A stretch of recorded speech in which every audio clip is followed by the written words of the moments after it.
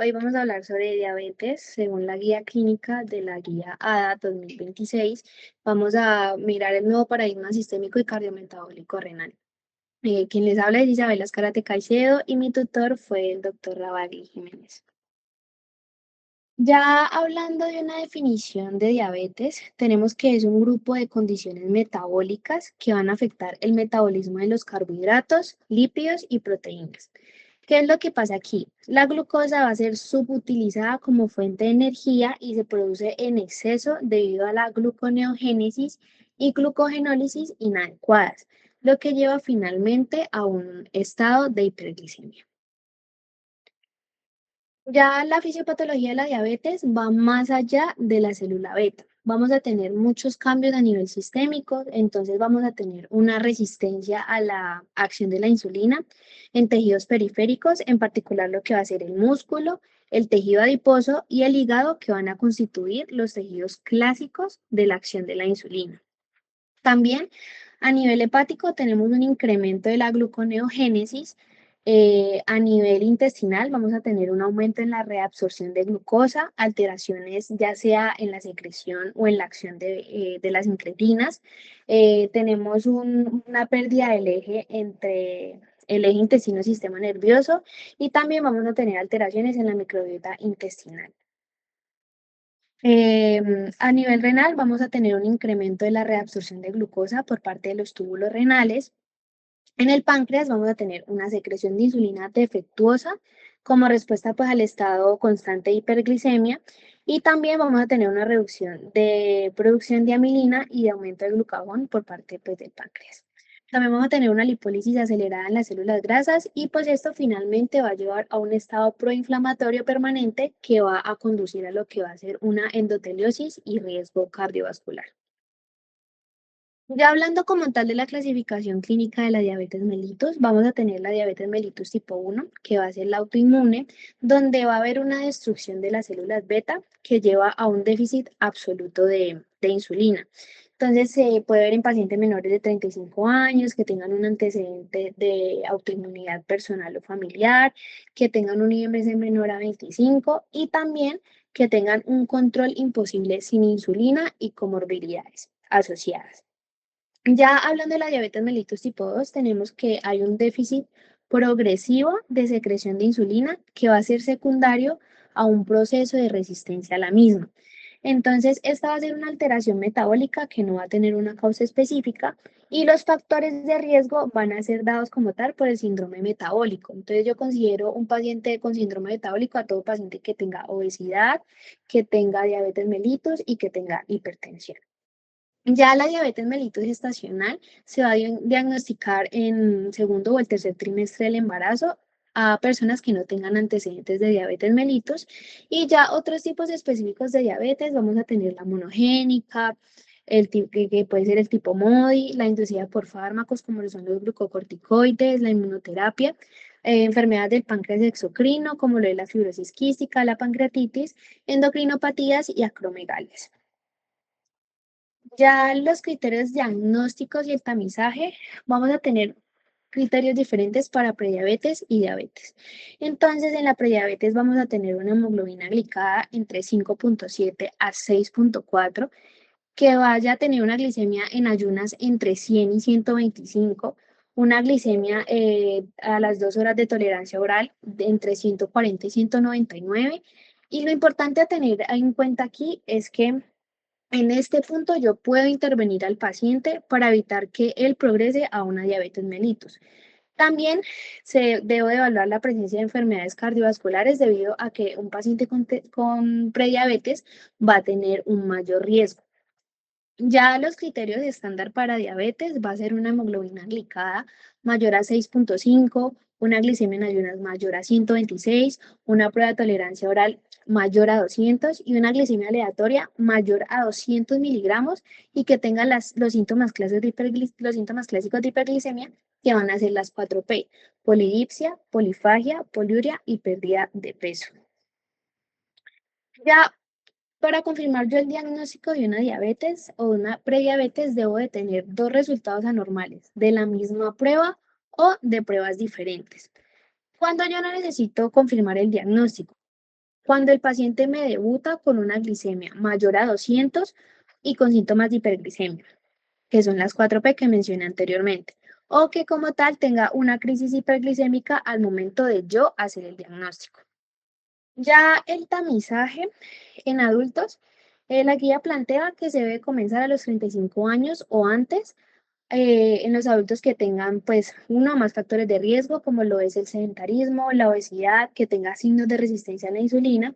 También se le debe hacer el tamizaje obligatorio a toda mujer embarazada que tenga antecedentes de diabetes mellitus gestacional y también a los pacientes que utilicen corticosteroides a dosis altas, estatinas, tiazidas, antipsicóticos de segunda generación o con tratamientos antirretrovirales. Y pues, en caso de que el tamizaje salga normal, yo lo puedo repetir cada 3 años. Pero ya si el tamizaje me sale con una prediabetes o alterado, se debe evaluar el estado glicémico cada año. Ya el enfoque que se le va a dar a cada enfermedad, en el caso de la prediabetes, como lo dije anteriormente, debe ser un enfoque preventivo, donde se va a enfocar en lo que va a ser en un manejo adecuado del peso. Entonces, el paciente tiene que perder entre el 7 y el 10%, que tenga una adecuada alimentación. Y aquí en especial lo que tenemos que tener en cuenta es que yo no puedo recomendar una dieta cetogénica, pero en la guía establecen la dieta mediterránea y la DASH, ya que estas son las que mayor evidencia tienen. La higiene del sueño, que puede ser entre 6 y 9 horas, decirle al paciente que por favor no se exceda debido a que esto va a aumentar el riesgo de llegar a una diabetes. Y también se va a hacer pues un manejo multidisciplinario con lo que va a ser el nutricionista, el deportólogo y la actividad física que se recomienda son 150 minutos a la semana de predominio aeróbico con 75 minutos de fuerza. Ya hablando como tal del manejo de la diabetes, hubo una evolución, dado que anteriormente el manejo de la diabetes se centraba únicamente en los niveles de glucosa y ya pasó a ser un manejo integral donde se van a considerar diversos factores como lo son una decisión compartida, donde el enfoque que yo le doy a la enfermedad debe ser centrado en la persona. ¿Y esto para qué es? Para que ella tenga una buena adherencia farmacológica, considerando en ella metas individuales tanto de glicemia como de peso. También se deben de tener en cuenta los pilares de manejo, donde el plan que se le brinde al paciente debe tener hábitos saludables, educación para el autocontrol, manejo de los determinantes sociales y la prevención de la inercia terapéutica. Y por último, los objetivos duales, donde el manejo del peso, la guía lo reconoce como un objetivo primario del tratamiento, pero debe ser complementado al control glicémico debido a que si se hacen estos dos, tiene beneficios metabólicos y cardiovasculares. Ya hablando un poquito de lo que yo debo de tener en la historia clínica, debo de tener la edad del paciente, cómo inició la diabetes, hace cuánto inició, debo de tener en cuenta los patrones alimentarios, el estado nutricional, el historial de peso, cómo es su hábito de sueño, cómo es su hábito de actividad física, dejar consignado en la historia clínica la educación nutricional que se le da al paciente, si tiene presencia de comorbilidades, si tiene enfermedad dental, si tiene problemas psicosociales, si consume tabaco, alcohol u otras sustancias, darle al paciente educación sobre diabetes mellitus, la autogestión y las necesidades de apoyo, dejar consignados los regímenes de tratamiento anteriores, los registros de hemoglobina glicada, los resultados del monitoreo de glucosa que se hace.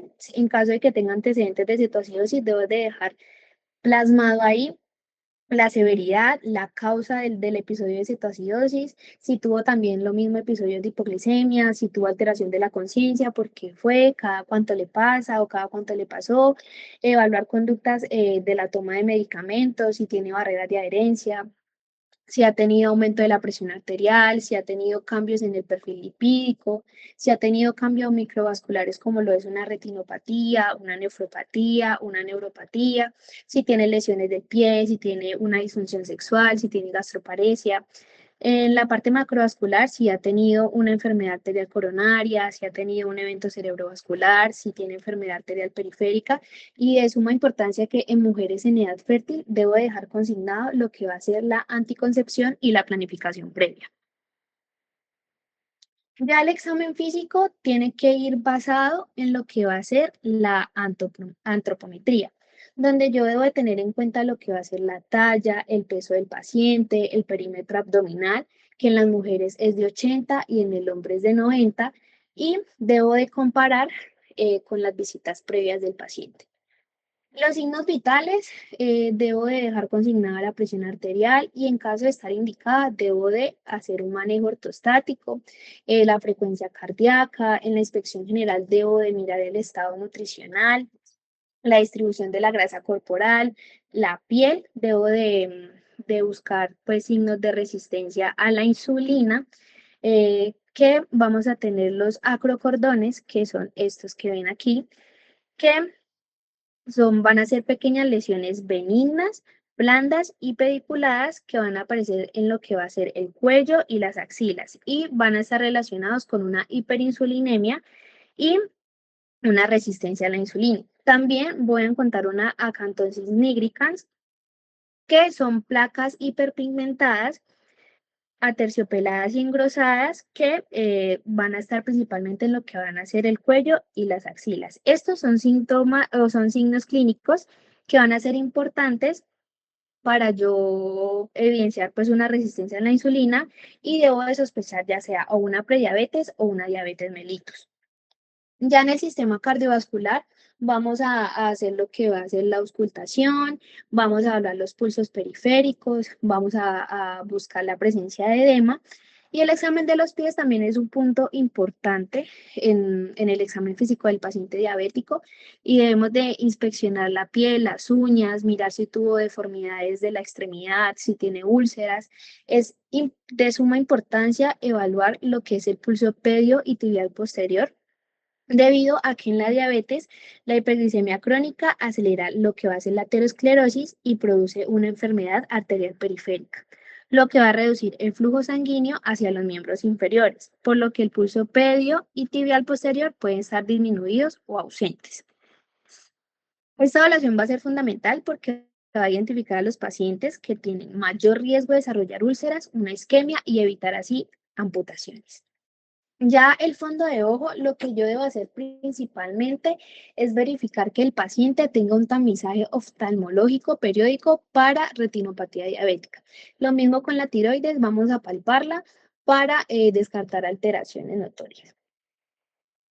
Ya hablando como tal del manejo farmacológico de la prediabetes, el único medicamento avalado va a ser la metformina, pero este solo va a estar indicado en pacientes entre 25 y 60 años, que tengan un IMC mayor o igual a 35, que tengan una glicemia en ayunas mayor a 110, que tengan una hemoglobina glicada mayor al 6%, mujeres con antecedentes de diabetes mellitus estacional y en personas con dosis altas de corticosteroides o inhibidores de la PI3K alfa, se recomienda el uso de la metformina. Ya la dosis va a depender como tal de la tolerancia intestinal que tenga el paciente. Generalmente la dosis de esta se va a iniciar a dosis bajas. Entonces yo puedo iniciar con 500 miligramos al día y se va a dar con la comida principal. Ya después de 1 o 2 semanas, dependiendo de la tolerancia que tenga el paciente, yo puedo aumentar esos 500 miligramos y dárselo 2 veces en el día. Ya si se requiere y el paciente lo tolera, yo puedo incrementar esa dosis gradualmente hasta 1500 o 2000 miligramos al día. La dosis máxima habitual para la formulación de la liberación inmediata es de 2550 miligramos al día, aunque rara vez es necesario llegar a esta dosis. Aquí lo único importante a tener en cuenta es que cuando yo utilizo la metformina, yo debo estar pendiente que el paciente no me haga una deficiencia de vitamina B12, en especial si tiene alteraciones, como lo es una anemia o una neuropatía. Ya el manejo de la diabetes se va a dividir igualmente en un manejo farmacológico y no farmacológico. El manejo no farmacológico va a ser las mismas medidas de prevención que se dieron al inicio de la charla en la prediabetes. Y ya el manejo farmacológico, lo primero que yo debo de hacer es si el paciente tiene o no comorbilidades, como lo es una enfermedad cardiovascular aterosclerótica establecida, una falla cardíaca, una enfermedad renal crónica, u otros indicadores pues, de muy alto riesgo cardiovascular. Entonces, en caso de que haya compromiso cardiovascular, se puede utilizar GLP-1 o ISGLT2, donde se va a preferir el manejo con GLP-1. En caso de la falla cardíaca o enfermedad renal crónica, se van a preferir los ISGLT2 como estrategia principal, pero en enfermedad renal crónica se debe considerar mejor el uso de los GLP-1, en especial porque esto brinda una nefroprotección adicional, en especial por el tema de la glutidez. Y ya en la guía se menciona una actualización importante en el algoritmo y es que se debe de considerar el riesgo de hígado graso en caso de que se sospeche que un paciente tiene hígado graso. Yo tengo que favorecer el uso de los GLP-1, ya sea con o sin pioglitazona, pero sí o sí utilizar los GLP-1. También se debe tener en cuenta que todo paciente diabético debe de tener o un un ISGLT2 o un GLP-1.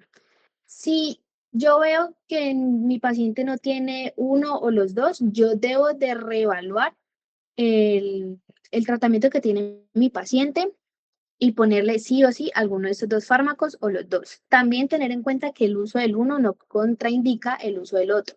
La actualización de la guía dice y menciona que el uso de ambos fármacos tienen un efecto aditivo para los beneficios cardiovasculares. Ya si el paciente no tiene ninguna de las comorbilidades anteriores, lo que se debe evaluar es la importancia que tiene para el paciente reducir el peso. Entonces, en caso de que sea importante reducir el peso, yo voy a indicar los análogos de GLP-1, pero si se busca principalmente prevenir una hipoglicemia, yo voy a evitar medicamentos como lo son las sulfonilurias o las tialosinenionas. Entonces, yo cuando establezco que un paciente con diabetes necesita una terapia dual, cuando, por ejemplo, yo le establezco una meta de hemoglobina glicada de 6 y al control me viene con una hemoglobina glicada a 8 a pesar de tener un buen control glicémico o ya que tenga una enfermedad cardiovascular establecida. Y yo cuando considero el uso de insulinoterapia, cuando el paciente debuta con una hemoglobina glicada mayor a 10%, cuando tiene una glicemia basal mayor a 300 acompañado de síntomas de hiperglicemia, también en pacientes que a pesar de estar en un manejo correcto con lo que van a hacer antidiabéticos orales, sigue sin lograr metas. Ya hablando como tal de la insulinoterapia, ¿yo cómo debo de iniciarla? La guía plantea que la insulina basal, ya sea de Gludec o Glargina, se van a iniciar a 10 unidades o a 0,1 a 0,2 unidades kilo día. En este punto es importante enseñarle al paciente a monitorizarse las glucometrías preprandiales. Yo le debo de decir que las glucometrías le deben de salir menores a 130. Y en caso de que le salga de manera repetitiva las glucometrías mayor a 130, le debo decir que cada 3 días se le debe subir 2 unidades a su dosis de insulina y reevaluarlo. Igual ahora, la insulinoterapia la vamos a explicar en un ejemplo. Y yo cuando voy a sospechar, por ejemplo, que el paciente va a tener una dosis excesiva de insulina basal, cuando la diferencia entre la glucometría de la mañana y de la noche es mayor a 50, o cuando hay una importante variabilidad glicémica. En caso de que el paciente con el manejo de insulina basal no esté en metas, yo tengo que agregar una insulina preprandial, ya sea Lispro, Aspar, glicina, insulina regular humana. Entonces, esta se va a administrar con la comida más grande, que usualmente es el almuerzo. Se administra a cuatro unidades o al 10% de la dosis de insulina basal. El efecto que tiene esta insulina se va a ver reflejado en lo que va a ser la glucometría que se tome en la cena. El monitoreo de las glucometrías prepandiales como tal. Todas las glucometrías prepandiales deben de estar por encima de 130. Si están por encima de 130, perdón, tienen que aumentar de 1 a 2 unidades de esa insulina preprandial. Y si las glucometrías, a pesar de las modificaciones que yo haga en el manejo con la insulina preprandial, siguen por encima de 130, yo le debo de subir a la insulina basal 2 unidades. Y así de esta manera ir revaluando para poder llegar al cumplimiento de metas. En caso pues de que no haya cumplimiento de metas con un bolo de la insulina preprandial, lo que yo hago es seguir agregando bolos hasta llegar a metas. Ya hablando como tal de los sitios de aplicación y de la técnica, tenemos que los sitios de aplicación de la insulina va a ser en el abdomen, donde la absorción va a ser más rápida y más constante. Este sitio se prefiere para las insulinas preprandiales, ya que es rápido debido a la zona de irrigación que tiene este. El brazo, especialmente en la cara posterior, va a ser una absorción intermedia. El muslo, especialmente en la cara anterolateral, va a tener una absorción más lenta y este sitio va a ser preferido para las insulinas basales, al igual que el glúteo en su cuadrante superior externo. Pero ustedes se estarán preguntando por qué cambia la absorción dependiendo del sitio de aplicación, porque esta va a depender del flujo sanguíneo de cada zona. Entonces, a mayor irrigación, más rápida va a ser la absorción de la insulina. Y aquí lo importante es yo decirle al paciente que debe de ir rotando de manera sistemática el sitio de la inyección, porque esto va a prevenir la hipertrofia, que es lo que se ve aquí, que son bultos de grasa que se forman en el sitio de aplicación.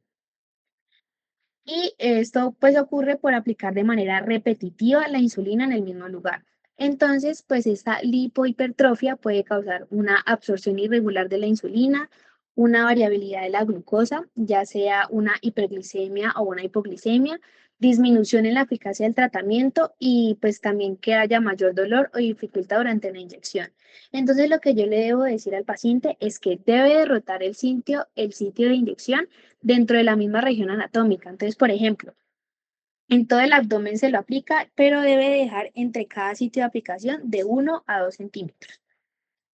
Ya hablando de la técnica correcta de aplicación, le debo decir al paciente que obviamente antes de aplicarse se lave las manos, que verifique la dosis que se vaya a poner, que elija un sitio sano, sin cicatrices, sin hematomas, sin lipohipertrofia, que introduzca la aguja a 90 grados, que inyecte lentamente y que espere 10 segundos antes de retirar la aguja. Importante decirle que no debe de masajear la zona y tampoco debe desechar la aguja después de que debe desechar la aguja después de cada uso. Entonces, tener en cuenta que una técnica adecuada y una rotación constante de los sitios de inyección van a permitir una absorción mejor de la insulina, mejorando así el control glicémico, disminuyendo las complicaciones como lo es la lipohipertrofia. Ya este va a ser el ejemplo de la insulinoterapia. Entonces, pues vamos a tener un paciente de 65 años de edad que va a pesar 80 kilogramos con antecedentes de diabetes mellitus diagnosticada hace 12 años, hipertensión arterial controlada y un IMC de 31 kilos por metro cuadrado, lo que lo clasifica en obesidad grado 1, que va a tener tratamiento previo con empaglifosina, con glimepiridina y tiene una buena herencia farmacológica y ha hecho cambio en el estilo de vida en los últimos meses sin lograr un control metabólico. Entonces, en la evaluación actual tenemos los síntomas clásicos de hiperglicemia, eh, que perdió aproximadamente 3 kilogramos en los últimos 2 meses. En los exámenes de laboratorio salió que tiene una hemoglobina glicada de 9,5, una glicemia en ayunas mayor a 190, sin cetosis ni estado hiperosmolar. Entonces, yo en este paciente, ¿por qué voy a iniciar una insulina? Porque a pesar de tener manejo correcto con antidiabéticos orales, no logra metas porque tiene síntomas de hiperglicemia y porque tiene una hemoglobina glicada mayor a 9. Entonces, lo que yo debo de hacer es iniciar una insulina basal, manteniendo de la misma forma tratamiento con metformina y con empaglifosina. Ya el inicio de la insulina basal lo vamos a hacer con las 10 unidades, que si se calcula también a 0,1 a 0,2 por kilo, me da entre 8 y 16. Entonces, cualquiera de los dos esquemas que yo utilice va a estar dentro del rango que se necesita para este paciente. Se debe seguir tomando la metformina y vamos a llegar a un objetivo de la glicemia en ayunas entre 80 y 130. Ya el control glicémico que se le hace al paciente, a pesar de este manejo, sigue siendo mayor a 150 por 3 días. Entonces, lo que yo debo de hacer es titularle el medicamento. Entonces, al inicio tenía una glicemia de 190 con 10 unidades. Ya al día 4, después de subirle 2 unidades, seguía sin llegar a metas porque tenía una glicemia de 170. Entonces, pasan otra vez los 3 días y vuelvo yo y subo 2 unidades, con, llegando así a 14 unidades y sigue sin llegar a metas. Ya en el día 10, que es cuando yo realmente voy a evaluar que la insulina sirvió, ya me llegó a metas con 14 unidades. Entonces, esa es la dosis que se va a mantener de insulina basal. Ya después de la titulación adecuada, se hace una reevaluación a los 3 meses y él llega con una hemoglobina glicada de 8,2, que sigue fuera de metas. Tiene la glicemia en ayuna controlada, que es donde va a actuar como tal la insulina basal, pero persiste con la hemoglobina glicada fuera de metas, que la meta de él es menor a 7. Lo que sugiere que hay una hiperglicemia postprandial, por lo que se debe de aumentar el tratamiento. Entonces, lo que yo hago es agregarle una insulina preprandial, que va a iniciar a 4 unidades de insulina rápida antes de la comida principal, que puede ser el almuerzo o la comida con mayor carga que tenga de carbohidratos. Entonces, el esquema basal que yo voy a poner, el esquema basal bolo que yo voy a poner es en la noche, voy a pasar las 14 unidades, con lo que logré que las metas de glicemia en ayunas se controlaran, y antes del almuerzo voy a aplicar la insulina preprandial de 4 unidades. Ya si el paciente sigue sin continuar, sin llegar a metas, yo sigo sigo agregando bolos. Entonces al desayuno le puedo poner 4 unidades, al almuerzo le puedo poner 4 unidades y a la cena 4 unidades, y en la noche sigue con el mismo esquema de insulina basal. Ya hablando como tal del control del tratamiento, el control del tratamiento se va a hacer como tal con los niveles de hemoglobina glicada. Entonces, esta se hace al momento del diagnóstico, 2 veces al año o anualmente en caso de los pacientes estables, o se hace cada 3 meses en caso de que los pacientes no lleguen a metas, en caso de que yo les haya cambiado el tratamiento o les haya modificado el tratamiento, en pacientes con hipoglicemia o en hiperglicemia severa.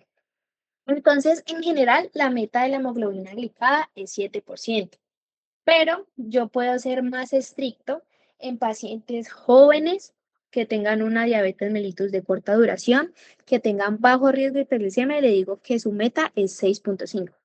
Y yo ya puedo ser más flexible o no tan estricto en pacientes que tengan una diabetes de larga duración, ancianos con otras comorbilidades o incluso en pacientes con condiciones de fin de vida. En este tipo de pacientes se va a poner como prioridad lo que va a ser la calidad de vida, entonces yo le puedo permitir que tenga una hemoglobina glicada de 8. La hemoglobina glicada es un buen parámetro para el control de la enfermedad, pero esta puede tener variaciones, en especial cuando se van a tener enfermedades que afectan a la hemoglobina, lo que hace que la hemoglobina glicada pierda credibilidad. Es por eso que en los casos de esas alteraciones yo puedo tomar una fructosamina o un control continuo de glucosa, donde en el control continuo de glucosa yo debo de tener en cuenta que hay dos tipos, que es el monitoreo continuo de glucosa de tiempo real y el monitoreo continuo de glucosa de tipo intermitente, el cual es como un tipo de escáner que va registrando los niveles de glucosa.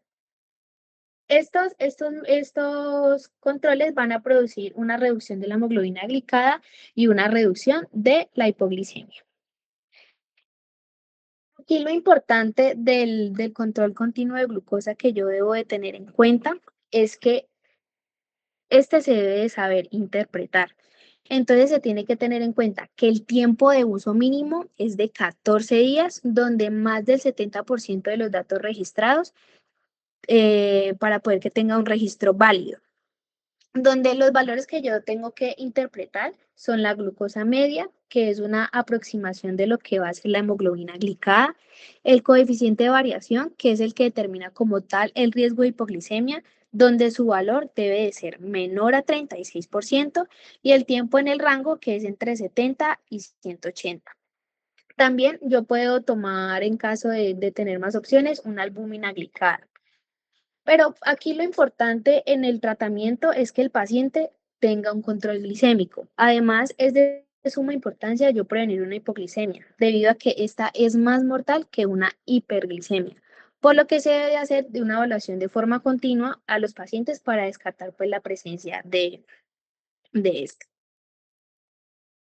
Ya el manejo de otras comorbilidades asociadas, entonces tenemos, por ejemplo, lo que va a ser enfermedades autoinmunes, cáncer, demencia, pero nos vamos a basar en lo que va a ser la obesidad, donde el manejo farmacológico va a estar indicado en pacientes que tengan un IMC mayor a 27, por lo que yo debo indicar un fármaco que actúe tanto en el peso, que actúe en el peso y pues puedo hacer manejo con GLP-1, tirzepatide, orlistat, fenterminato, pimarato.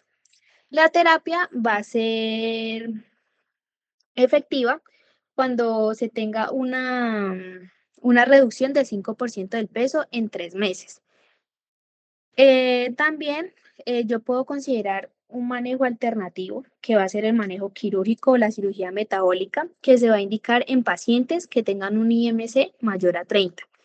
La cirugía metabólica es costo efectiva porque incluso ella puede llegar a ser una remisión de la diabetes, al igual que en el manejo de la obesidad. Pero para realizarla se debe hacer un análisis multidisciplinario y un seguimiento posterior. Y cabe aclarar que a pesar de ello realizar el método quirúrgico, no excluye el uso de la farmacoterapia. Ya hablando de la esteatosis hepática, lo más importante que se debe tamizar, la verdad, en los pacientes con diabetes, debido a que tiene una prevalencia de más del 70% en los pacientes que tienen diabetes mellitus tipo 2. Entonces, el tamizaje inicial que se debe realizar es un FIB-4, que es un índice de fibrosis hepática donde incluye factores como lo son la edad, los valores de AST, ALT, el recuento de plaquetas. Y se debe tener cuidado con este test debido a que en pacientes menores de 35 años o mayores de 65 años ya se ha demostrado que la puntuación es menos fiable. Entonces ahí les dejé el link para que lo vean y ya los valores es que si el FIB-4 es menor a 1.3, no hay riesgo de cirrosis y se realiza de manera anual o cada 2 años. Si ya el FIB-4 es mayor a 1,3, pero menor a 2.67, se realiza un fibroscan. Y si este sale con más de 8 kilopascales, se manda a patología por alto riesgo de fibrosis asociada a esteatosis hepática. Y ya como tal, el manejo de este va a depender de los factores de riesgo y el manejo va a ir dirigido a lo que va a ser la esteatosis que se va a hacer en aquellos pacientes que tengan fibrosis. Y se pues considera el manejo con resmetirom, GLP-1 y también en estos pacientes se puede considerar el manejo con la cirugía metabólica. Y ya si el FIB-4 sale mayor a 2.67, el paciente debe ir directo a patología. Entonces ahí le dejé el link. Ya hablando como tal de la hipertensión, eh, en sí van a ser dos, en la hipertensión y la dislipidemia. Entonces, esto va a establecer el riesgo cardiovascular, porque el riesgo cardiovascular se debe determinar por el simple hecho del paciente tener diabetes. Entonces, tener en cuenta y muy importante que no existe paciente diabético de bajo riesgo. Siempre es de moderado a alto y suele pasar a muy alto. Por el simple hecho de tener diabetes, tener en cuenta que yo ya no voy a tener bajo riesgo, sino que siempre voy a tener un riesgo moderado hacia adelante. Ya como tal, el manejo de la hipertensión, se va a definir hipertensión con valores mayores a 130/80, según lo establecido pues por la guía AJA. Y se van a buscar metas en menos de 130/80 milímetros de mercurio. Pero es mucho mejor si los pacientes van a tener una presión arterial menor a 120, en especial por estudios como el BP Road, que van a estar especializados como tal en diabetes. Si el paciente está entre 130 y 150 de sistólica y entre 80 y 90 de diastólica, se le va a iniciar un solo medicamento, ya sea un IECA o un ARA2. Si el paciente ya presenta valores de presión arterial mayores a 150-90, se le deben de iniciar dos medicamentos. Entonces se pueden hacer combinaciones como lo es el losartán más amlodipino o el enalapril más la clortalidona o el valsartán más el amlodipino. Aquí se debe tener en cuenta que en caso de yo presentar una albuminuria, el manejo se va a hacer con IECA o ARA2. En caso de no presentarla, se hace el manejo con cualquier fármaco de primera línea. Y pues se debe de ir modificando las terapias según la necesidad de los pacientes. Ya hablando como tal de la dislipidemia, en términos de prevención primaria, todo paciente entre 40 y 75 años se debe de ir sí o sí con una estatina de moderada o alta intensidad. Si ya están fuera de este rango establecido, se debe evaluar los beneficios de utilizar una estatina. Ya en caso de la prevención secundaria, que se hace como tal ya cuando el paciente tiene la enfermedad cardiovascular establecida, se establece el manejo con una estatina de alta intensidad. En caso pues de que la terapia no funcione, se debe considerar el manejo con ezetimiba, manejo dirigido al PCSK9 y ácido bempedóico. Ya la hipertrigliceridemia en general solo se va a manejar en pacientes con riesgo cardiovascular cuando esta es mayor a 150. Pese al manejo con las estatinas y mayor a 500, se maneja para reducir el riesgo de pancreatitis. Que cuando los triglicéridos están mayor a 500, van a estar indicados los fibratos. Ya hablando de las metas de LDL, en general va a ser menor a 70 o menor a 55, pero las metas se van a establecer dependiendo del riesgo de cada paciente. Entonces yo considero un paciente de muy alto riesgo aquel que tiene una enfermedad cardiovascular establecida, si tiene compromiso de órgano blanco, si tiene 3 o más factores de riesgo, si tiene una duración de la diabetes mayor a 20 años o si tiene diabetes mellitus tipo 1. Alto riesgo voy a considerar los pacientes que tienen una duración de diabetes mayor a 10 años, que no tienen compromiso de órgano blanco u otro factor de riesgo. Y ya el riesgo moderado, pacientes jóvenes que tengan una diabetes mellitus y sean menor a 35 años o diabetes mellitus tipo 2 menor a 50. Y que la duración de la diabetes sea menor a 10 años y sin otros factores de riesgo, donde la meta del LDL va a ser menor a 100. Ya hablando como tal de la tecnología en diabetes, hay dos formas como tal de utilizar la tecnología en diabetes con dispositivos que van a ayudar como tal a una administración de insulina y una medición de la glicemia más eficaz. Entonces ya en cuanto a la administración de la insulina, vamos a tener esferos inteligentes, vamos a tener insulina inhalada, parches de insulina y la bomba de insulina.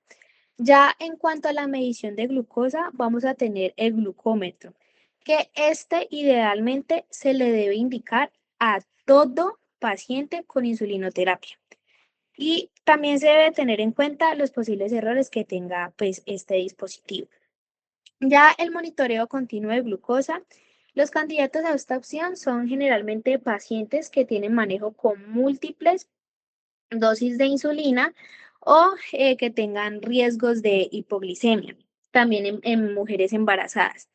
Esa tecnología se utilizaba principalmente para diabetes mellitus tipo 1 y actualmente se puede considerar su uso en diabetes mellitus tipo 2, en especial en los pacientes que tengan manejo con múltiples dosis de insulina, pero sobre todo en pacientes con alto riesgo de hipoglicemia. Ya hablando un poquito de qué hacer cuando nos llegue el paciente a la sala de urgencias, lo primero que tengo que hacer es que todo paciente que me llega se le debe tomar una glucometría. Si esta ya está mayor a 150, se debe tomar una hemoglobina glicada y hacer un control glicémico. Ya si este control glicémico si tiene 2 o más glucometrías mayor a 180 en menos de 24 horas, yo les debo de iniciar el manejo con insulinas ya sea con un esquema basal bolo o un esquema basal plus o en infusión. Pero este último solo se hace en salas de UCI o en crisis hiperglicémica.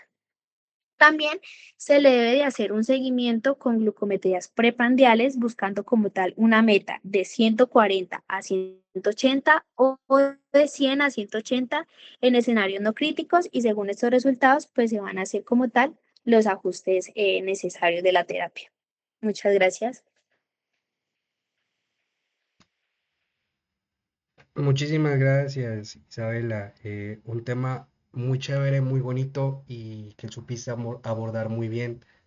La verdad, pues estuvo muy chévere, muy manejable la charla y pues abrimos espacio a dudas, preguntas, retroalimentaciones. No sé si el doctor Rojas tenga algún aporte adicional. No, yo quiero felicitar a Isabela porque se apoderó de la charla principalmente. Entonces la felicito. No es un tema fácil, es un tema que es lleno de de mucha información, pero lo supo manejar.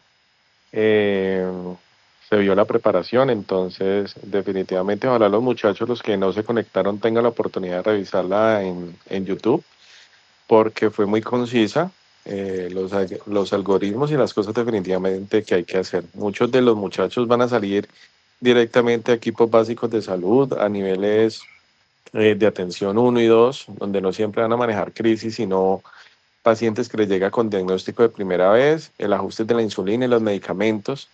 Y algo muy importante que vieron es que ahora en la diabetes se maneja mucho fenotipos. Si el paciente tiene enfermedad cardiovascular, si tiene enfermedad renal, si tiene lo que anteriormente se llamaba hígado graso o alguna otra alteración que se le sume.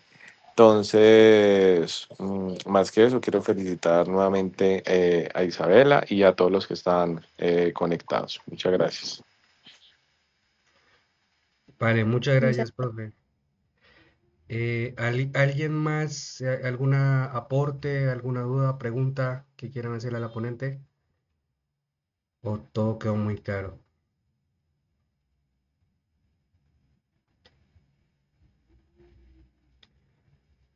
Bueno, bueno, sí, muchísimas gracias, Isabela, muchísimas gracias por tu tiempo, por tu dedicación.